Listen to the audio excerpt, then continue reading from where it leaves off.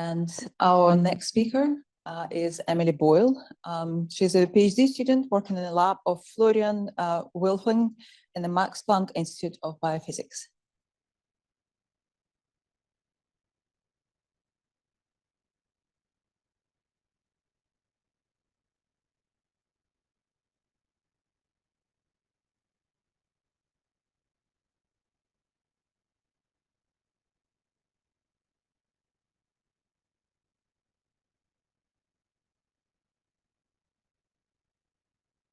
Yep, so thank you for the introduction, and thank you also to the organizers for selecting me to give this presentation. Switching gears maybe a little bit, I'm a cell biologist, so not so technical, but hopefully some interesting biology for all of you. So as I'm sure you all know, organisms need mechanisms for degrading their cellular waste. And one such mechanism that's found in eukaryotic cells is macroautophagy. And this process involves the formation of a de novo double membrane organelle, which engulfs cytosolic content and delivers it to a degradative organelle, such as the vacuole in yeast and lysosomes in mammalian cells for subsequent degradation. And one mode of macroautophagy is selective macroautophagy, where a specific cargo is targeted for degradation via an interaction between a selective autophagy receptor, which is recruited to the cargo surface, and the core autophagy machinery proteins such as ATG8. When we're considering what actually makes up an autophagy cargo, we can generally divide them into two categories. So the first would be membrane-delimited cargoes, and the second would be membraneless cargoes, such as cytosolic macromolecules. And these types of cargoes actually represent quite an interesting challenge to the cell due to the complexity that's found within the cytosol. So the question is, how can those macromolecules actually be successfully selected for degradation? And we know that several proteins, when they misfold, can aggregate, and aggregates are a known target of selective autophagy. In that case, it's known as agrophagy. But some proteins also self-organize into specific discrete entities, such as protein condensates, which can also be suitable for selection by selective autophagy. And this latter case is what we're particularly interested in the lab. So taking a very well-known, well-characterized selective autophagy mechanism, which is the cytosol to vacuole targeting pathway, or the CVT pathway, this pathway is actually not a degradation pathway, but a biosynthetic pathway. So the vacuole protease aminopeptidase 1, which is found in yeast, actually hijacks the selective autophagy machinery and uses it for its delivery to the vacuole. The selective autophagy receptor in this case is ATG19, and APE1 self-assembles into so-called APE1 complexes in the cytosol, which are the cargo for the CVT pathway. Just looking at a little bit more detail, aminopeptidase 1 is a dodecameric protein. It forms a tetrahedral structure that's been characterized by several different crystallography studies. And at the N-terminus of each monomer, so 12 copies per tetrahedron, there is a flexible region of about 45 residues known as the propeptide. And the propeptide is actually what enables the APE1 dodecamers to self-assemble into a higher order complex. And those APE1 complexes, as I just said, are the selective cargo for the CVT pathway. Since this pathway has been very well characterized over the years, there are also several mutations which have been described to affect the flux through the pathway. One mutation that we're particularly interested in is a point mutation in the propeptide region, P22L, which decreases the flux through the pathway, as you can see by a reduction in delivery of mature APE1 to the vacuole. When we look at APE1 complexes formed by the wild type and the mutant, we actually see that there's not really that much difference in vivo, at least not using wide field fluorescence microscopy. However, one study has published that in vitro, the wild type APE1 complexes form liquid-like assemblies, whereas the P22L mutant actually forms large aggregates. And by atomic force microscopy on these in vitro samples, the surface of the wild type APE1 complexes are proposed to be much more fluid than the P22L mutant. So this raises the question of what actually determines the degradability of an autophagic cargo, in this case, the APE1 complex. And can we measure those properties at the molecular level inside cells? For this, we turn to a correlative cryo-electron tomography workflow where we label the selective autophagy receptor, ATG19, with GFP, and we collect cryoconfocal fluorescence data prior to Fib milling and acquisition of tilt series. And we use 3D correlation toolbox, or 3D CT, for 3D correlation at the stage of lamella milling and 2D correlation at the stage of tilt series acquisition. The tomograms that we acquire show very clearly that we have accumulations of tetrahedral shaped protein densities inside the cytoplasm. And when we look at the cellular context of these assemblies, we can see that they're found in close proximity to functionally relevant organelles for selective autophagy, such as the vacuole and phagophore membranes.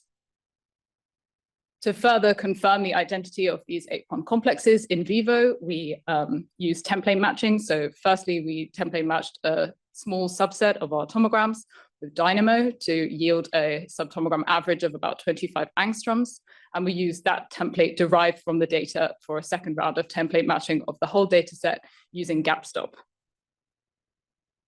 Using a warp and rely on pipeline, we were then able to further process our particles extracted from the tomograms, and we were able to resolve the structure of the rigid core of the APE1 dodecamer at a resolution of 3.94 angstroms, which is our Nyquist resolution for our data acquisition parameters.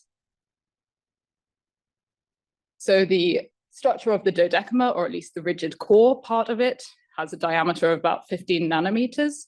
And due to the resolution that we were able to achieve, we managed to fit a model into our electron density map.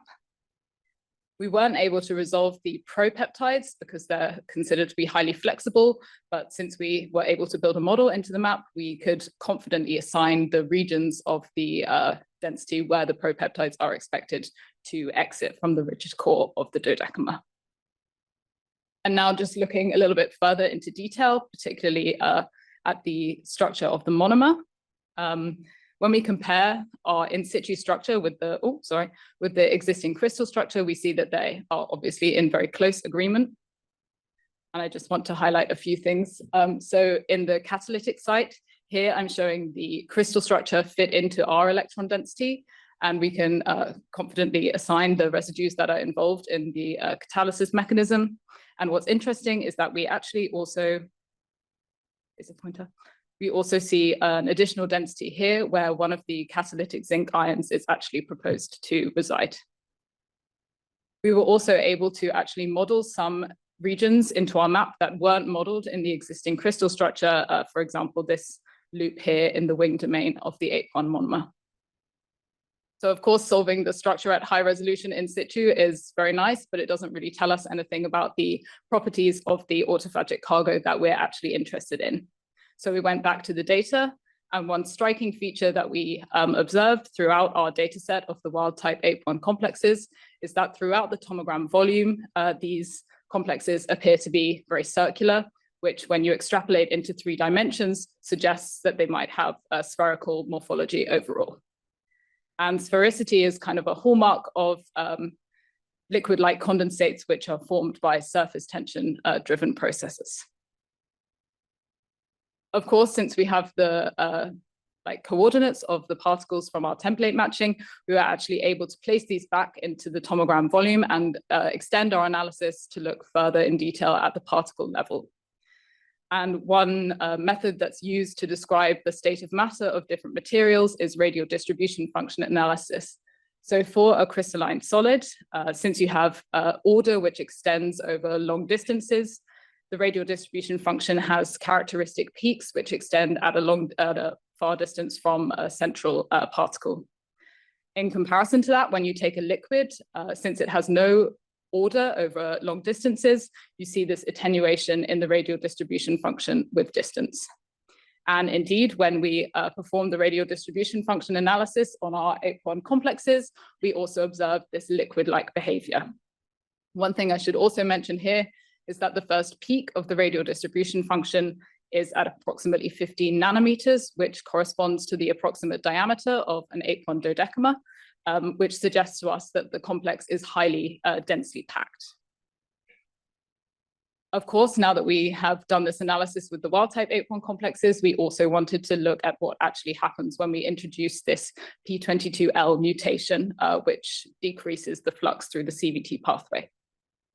And very strikingly, when we perform exactly the same data acquisition pipeline, we see that there's a very large change in morphology upon introduction of this mutation.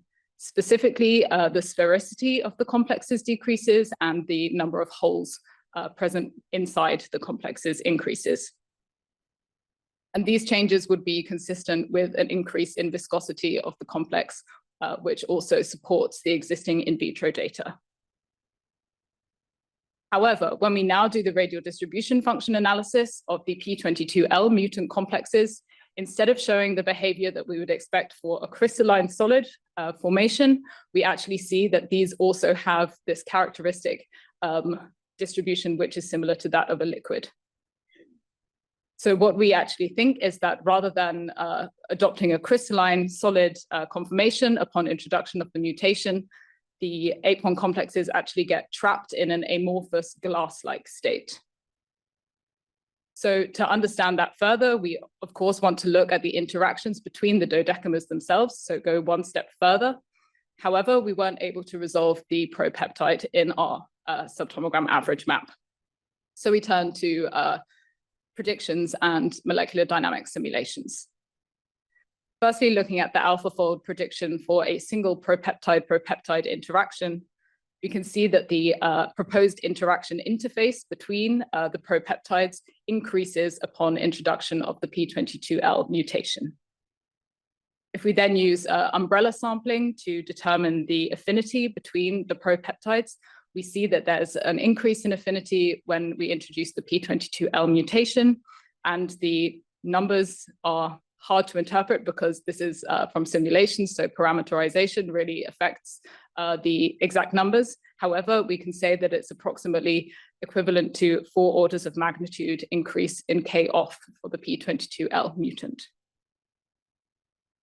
So having established that both the wild type and the P22L 8-1 complexes form non-crystalline arrangements of dodecamers, we wanted to understand what actually prevents them from forming crystals. First of all, we just looked at what kind of interactions we can actually see between 8-1 dodecamers within the complex.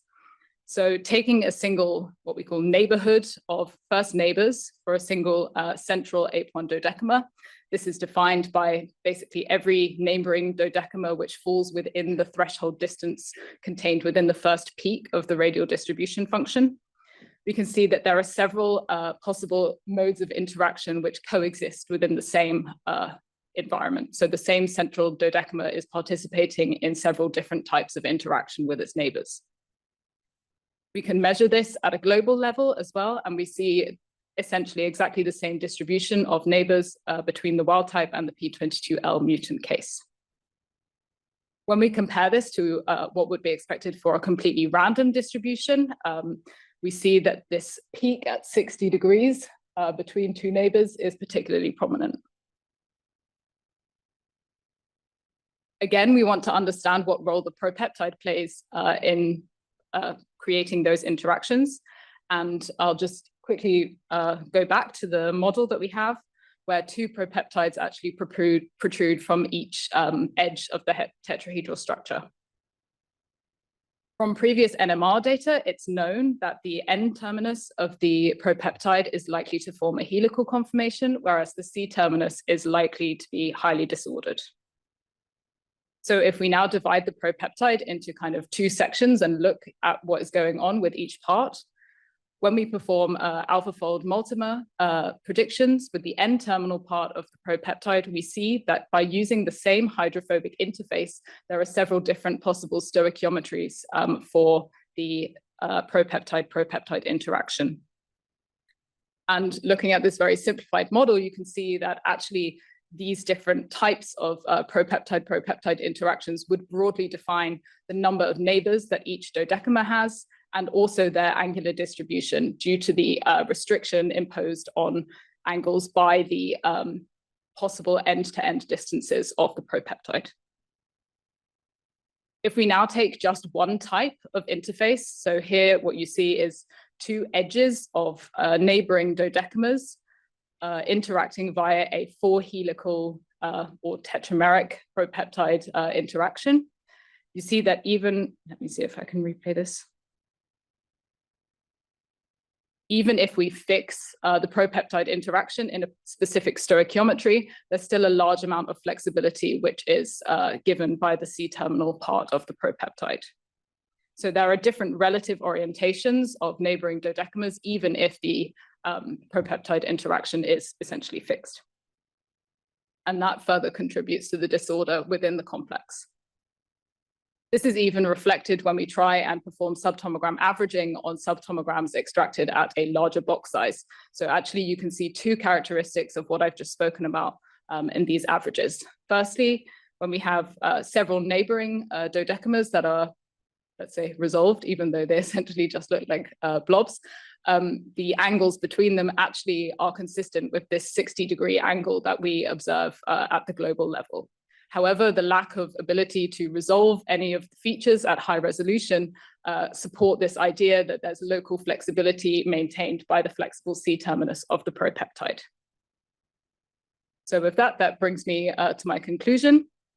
Firstly, I'd like to say that cryo-ET enables us to understand the material properties of the 8-point complex at a molecular level. Introduction of a P22L point mutation appears to change the material properties of the 8-point complex due to the increased propeptide-propeptide interaction strength. And finally, variation in the propeptide binding stoichiometry and flexibility of the C-terminus of the propeptide contribute to the lack of crystal formation in the 8-point complex.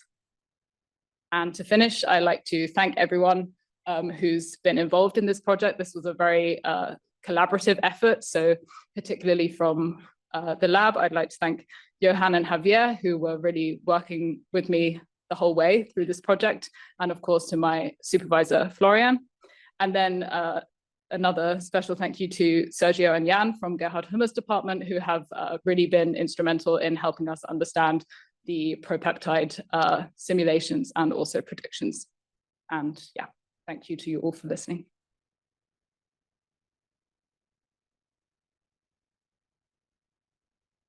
Thank you, Emily. Any questions? Yes, lots of questions.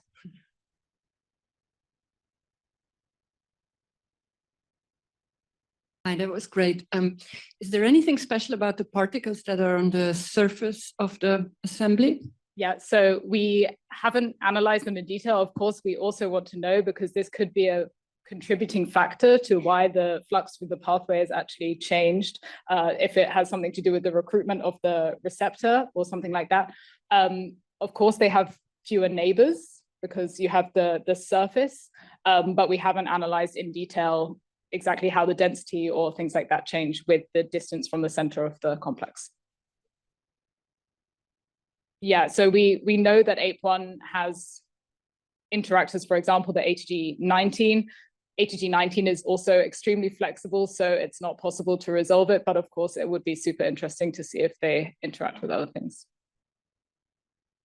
Hi, great talk. A similar question. I was wondering if you've seen any differences in the arrangements of APE complexes at the surface when the membrane is present, like the phagophore. Yeah, so we haven't looked into that either. We have examples where we can see phagophore membranes in close proximity to the APE1 complexes. And it would be possible in theory to look whether the orientation relative to the membrane changes compared to the rest of the complex. This is pure speculation. My expectation would be possibly not, because the receptor is so flexible, the HG19, that binds it to the surface, but we haven't looked into it. Do you think another protein complex could be involved at that interface? So there are several core autophagy factors that would also be present in between or in the process of formation of the phagophore membrane. But a lot of the autophagy machinery also forms highly disordered, phase-separated kind of entities. So actually getting some kind of order out of the system and being able to do structure determination would be extremely challenging, I think. Hi. Do you see or have you ever explored potential biotechnological or bioengineering, the pro-peptide interaction? Yeah, so one thing that I'm working on now is trying to play around with the properties of both the sticky N-terminal part of the propeptide and also the C-terminal part of the propeptide to see if changing the binding affinity by a different point mutation or by changing the flexibility, for example, of the C-terminus has an effect. So yeah, this is definitely something we're looking into in the future, but we haven't got any results yet. Thank you. Let's thank all our speakers.